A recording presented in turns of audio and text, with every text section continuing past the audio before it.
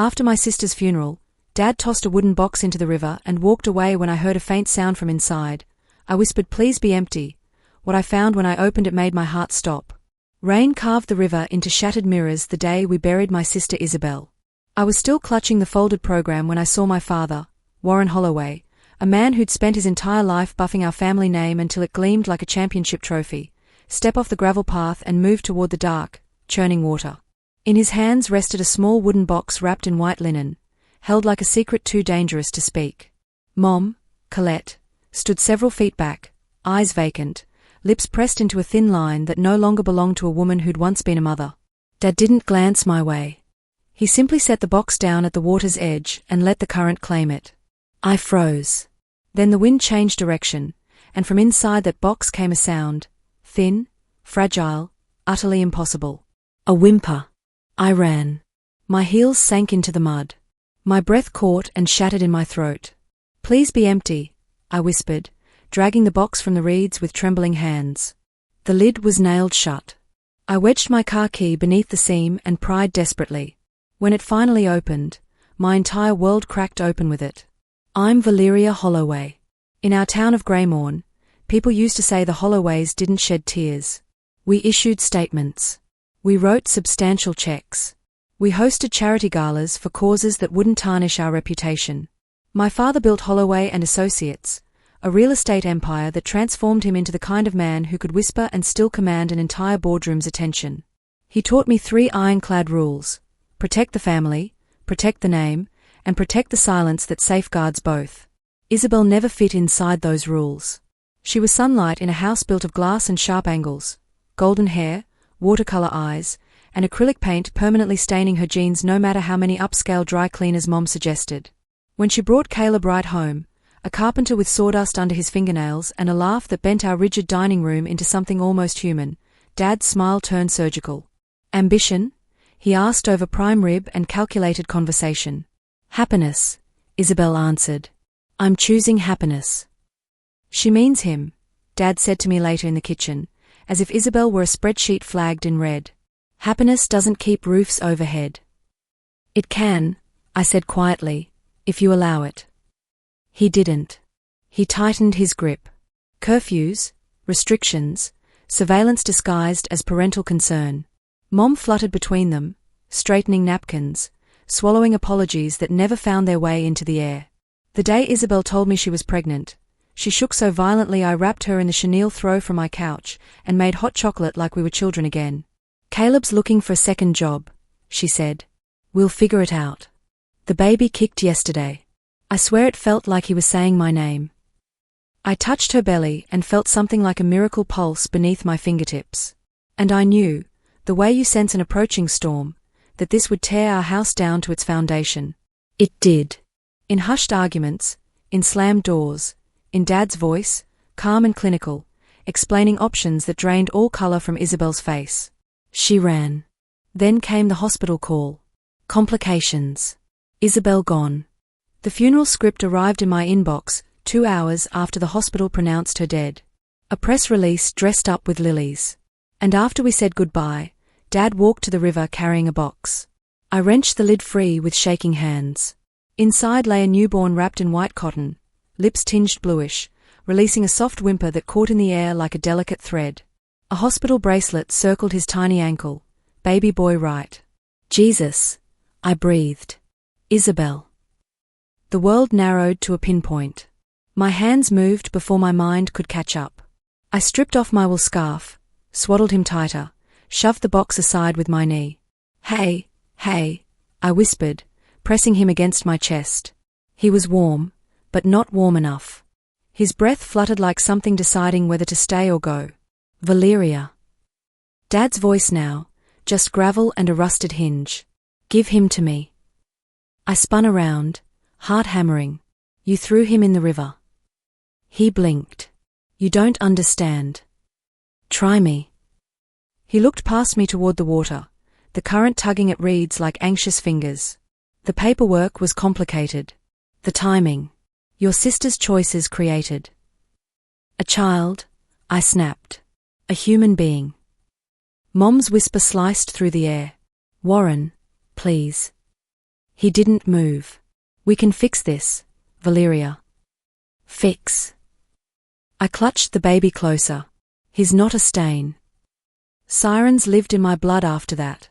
I ran for my car. Mom stepped aside without meeting my eyes. Dad remained where the mud met his expensive shoes, eyes cold as balance sheets. I drove to St. Augustine's, the only emergency room that wouldn't demand answers before treatment. The triage nurse, broad-shouldered with sharp eyes, took one look and shouted orders. Found him near the river, I said when she asked for the story, edges sanded down. Alone. She stared a fraction too long, then nodded, already in motion. You saved him. I think he saved me, I said, and realized it was the truth. They took him. They recorded his name as Baby Holloway because I said it fast and with a face that meant business. I sat in a plastic chair between a vending machine and an uncertain future, shaking so hard I spilled coffee down my coat. When the doctor finally emerged, he said, early distress, mild hypothermia, but responsive. He's a fighter. Of course he is, I whispered. He's Isabelle's. I named him Isaac, not Izzy, Isaac, because it sounded like a bridge between Isabelle and us. I signed foster paperwork with hands that had negotiated million-dollar contracts, but had never felt this unsteady. I went home to my apartment and learned the choreography of bottles and 3 a.m. alarms disguised as cries. The first night, I fell asleep on the floor beside the bassinet, one hand inside so he could wrap his tiny fingers around mine. When he did, something fundamental rewired inside my chest. On day 3, Dad's car appeared at the curb like a verdict. He didn't buzz. He materialized because men like him don't request permission for doors. I met him in the hallway outside my unit, Isaac a warm weight against my chest. Enough, he said. Soft, lethal. You've had your moment. Give me the child and I'll handle the necessary arrangements. Arrangements like drowning. My voice didn't sound like mine. It sounded like steel flexing. His jaw tensed. Like discretion. Like not transforming your sister's mistake into a headline that devours our lives. Isabelle wasn't a mistake. He stared at Isaac. Something flickered. Maybe fear, maybe regret, maybe nothing I was willing to name. Valeria, you will regret this rebellion. I already regret every time I didn't stop you sooner. Colette, he said without turning because naturally Mom trailed behind him, grey and flinching. Tell her. Mom swallowed. Your father, he's frightened. So am I said, but not of the truth. Dad stepped forward. I stepped back. We performed that silent waltz until my door hit my shoulder blades. You can't keep him, he said. Watch me. And money, he said like it was oxygen. You'll need it. Lawyers, child services, the media. I have connections. I have friends, I lied. And a spine. He studied me a long moment, then said very softly, You are making yourself an enemy of this family. I looked down at Isaac. He yawned, unbothered by dynasties. No, I said. I'm making us into one. The door closed between us. The lock slid home. On the other side, my father stood very still. Then his footsteps retreated. It took me a full minute to realize I was crying without sound. You can love your family and still defend yourself from them. That became my mantra. I called Caleb. The call went to voicemail. The second call rang endlessly. When he finally answered, I heard ragged breathing and an empty room. Valeria. Caleb, I said. You need to sit down. He didn't. He leaned against whatever hadn't been repossessed yet, and listened as I poured the river into the phone. He didn't speak for so long I thought the connection had dropped. Finally, a shattered whisper, They killed my son. No, I said quickly. No. I pulled him out. He's alive. He's safe. Silence. Then a sound I will never forget, like someone swallowing a scream. Where? St. Augustine's. He's perfect. A chair scraped. A door slammed. I'm coming. He arrived 38 minutes later, breathless, eyes raw. The nurse made him scrub in, then led him to the isolette. He pressed his palm against the plastic and crumpled, shoulders shaking. "Isaac," he breathed. "Hey, little man." He looked at me like I'd pulled a star from the river. "Why?" One word containing the whole trial. "Because Isabelle would never forgive me if I didn't," I said. "And because I didn't know how to be her sister and let him go." We made a plan in the language of people who can't afford to lose. Petition for emergency guardianship. Document everything. Copy hospital records. Maintain a log of calls, threats, gifts with strings attached, apologies that weren't. We built a file thick enough to stop a bullet and thin enough to hide under my mattress. Dad sent flowers large enough to steal oxygen from the room. "Congratulations on your charity work," the unsigned card read. Mom sent a text at 2:13 a.m. "I'm sorry. I'm so sorry." I stared at it until the letters blurred. At dawn, Isaac opened his eyes fully for the first time. They were the exact blue of Isabelle's favorite paint. He blinked like someone waking into a world deliberately. I placed my finger in his palm. He squeezed. "Good morning, my tiny rebellion," I said, and felt the sun rise. The Greymorn courthouse sits like a marble threat at the end of Magnolia Street. On the day of the emergency hearing, the steps gleamed wet, the sky leaden. Dad didn't join us on the walk from the curb. He waited at the doors with a lawyer whose suit cost more than my car. Mom was a pale satellite orbiting no one. Caleb squeezed my hand. "Whatever happens, we did the right thing." "Whatever happens," I echoed, and we entered. Family courtrooms are small by design. The judge, Honorable Patricia Kendrick, wore no-nonsense like perfume. She read the file, tapped each page like a metronome, and finally looked up. "Miss Holloway, Mr. Wright." "Your Honor," Dad's lawyer purred. "The Holloways stand ready to assume full responsibility for this child's welfare. My client's daughter died under tragic circumstances, and in the immediate aftermath, mistaken decisions were made by distraught individuals." "Mistaken?" Judge Kendrick repeated. "Heat of grief," the lawyer sighed, "practiced. My client deeply regrets." "Show me the regret," Judge Kendrick said. "Not the performance. Where is the mother of this child?" The air thinned. Caleb's jaw trembled, but he kept it. Still through sheer will. "She's gone, Your Honor." "I see." The judge's eyes softened, then sharpened. "What I have is a newborn, a bereaved father of limited means, and a paternal aunt who has assumed temporary care. I also have allegations of abandonment." Dad's lawyer stood to object. The judge lifted one finger. "Sit. I'm speaking." She turned to me. "Miss Holloway, do you have evidence of the child's endangerment?" "My statement," I said, voice steady because it had to be. "And a video." Dad's head snapped up. "Video?" I nodded. "I have a dash cam that triggers on motion detection near my parking space. My parents parked by the river path during the funeral procession. The dash cam captured them walking past carrying a box. It didn't show the water, but it shows the box leaving and my father's hands empty on the return." Dad laughed too loudly. "A box could contain anything." "Then why," I asked, "was there a hospital bracelet on the baby's ankle with Isabelle's name and Caleb's?" Silence landed like a gavel. The judge leaned forward. "Mr. Holloway." Dad didn't falter easily. He angled his body toward the bench and wore his best boardroom apology. "Your Honor, my daughter made choices that endangered this family. Her mother and I believed we were delivering the child to a safe haven. We panicked. We failed. But we can correct that now. Within the family, where he'll have every resource." "Safe haven," the judge's voice cooled. "At a river." Dad's mouth opened, then closed like he'd stepped into a story with holes in it. "Stand," Judge Kendrick said. He did. The room held its breath.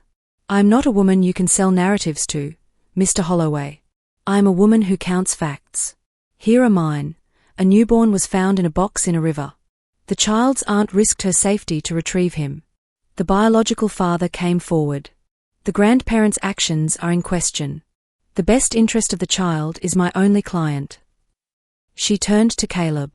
"Mr. Wright, can you provide a stable environment?" I can, he said. I'm applying for a night shift at the distribution center.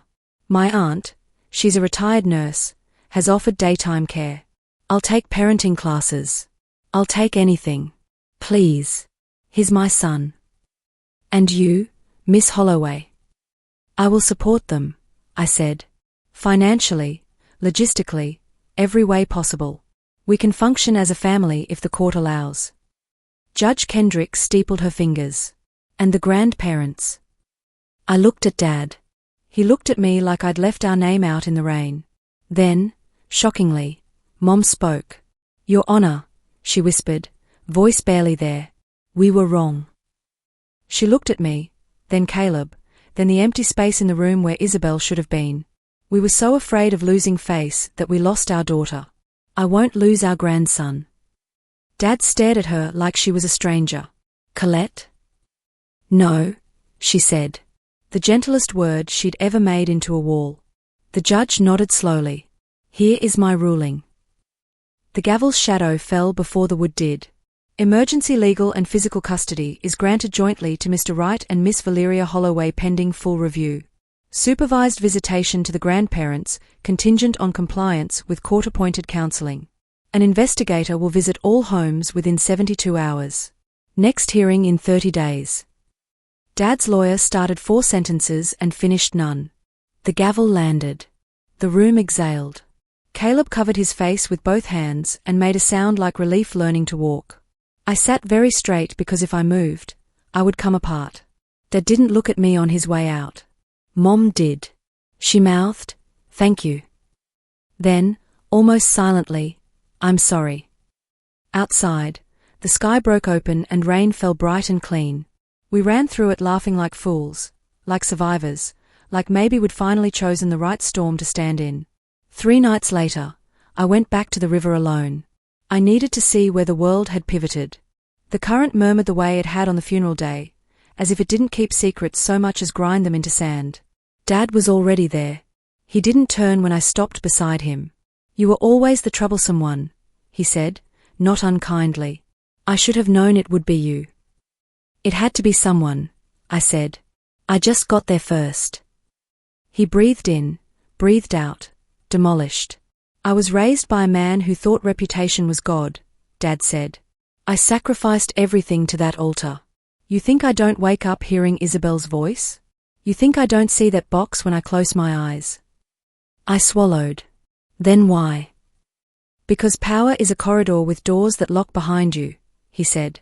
Every step forward, you're more the man who takes the next step, until one day you're standing at a river holding a box and you don't know how to be anyone else. The wind lifted my hair. A car crossed the bridge. In the hospital parking lot, Caleb was probably feeding Isaac, counting breaths as if they were pearls. You can step back, I said. You can always step back. Can I? He asked. When your childhood taught you that stepping back is death.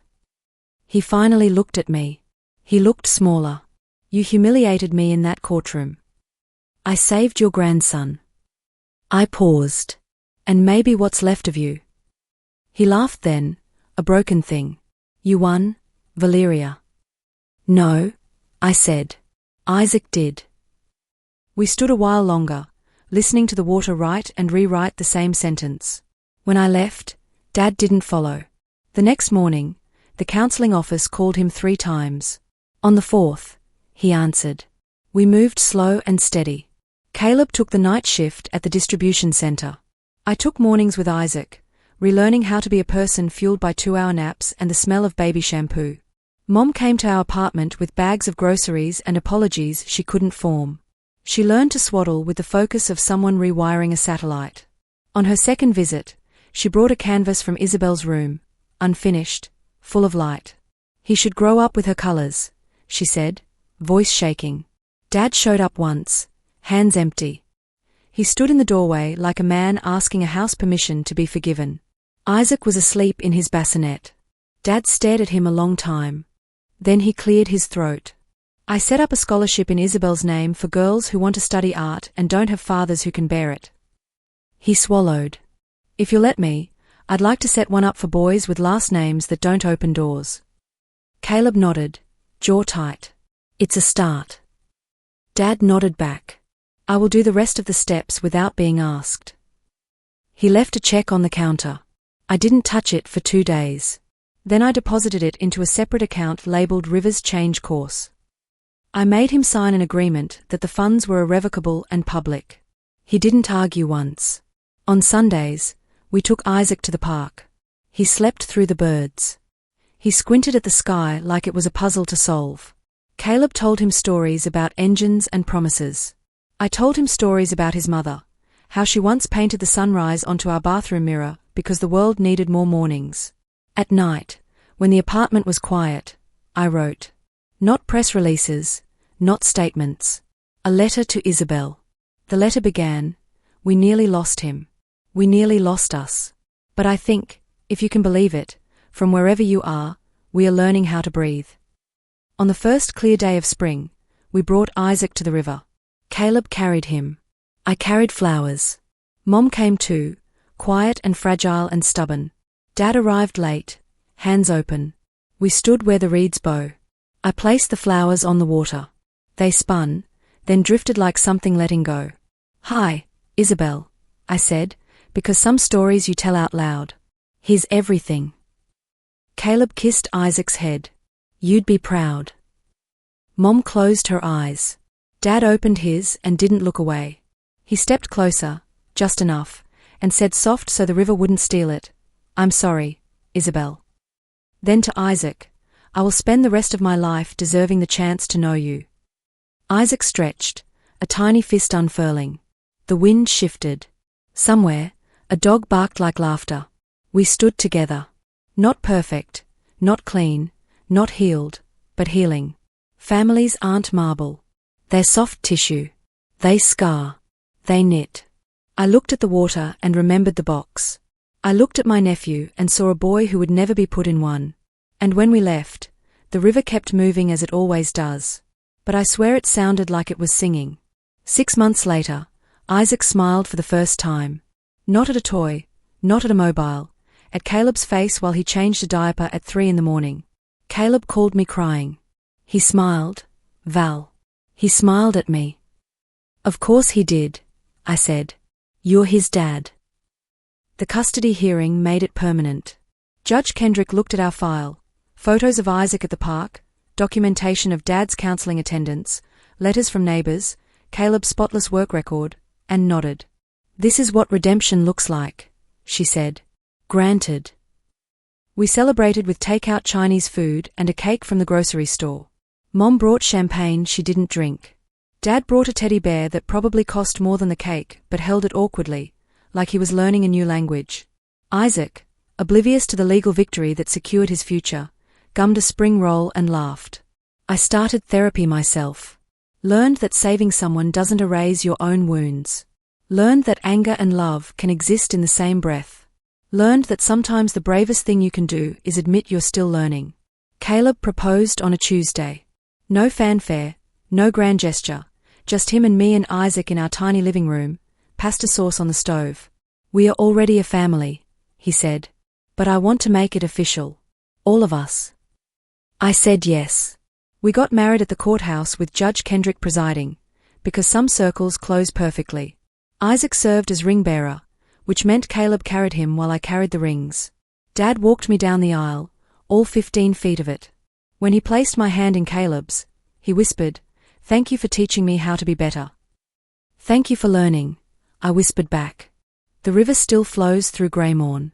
Sometimes I drive past it with Isaac in the back seat, singing off-key to the radio. I don't stop. But I remember. And I'm grateful, for the sound in the box, for the courage to open it, for the life that spilled out and remade us all.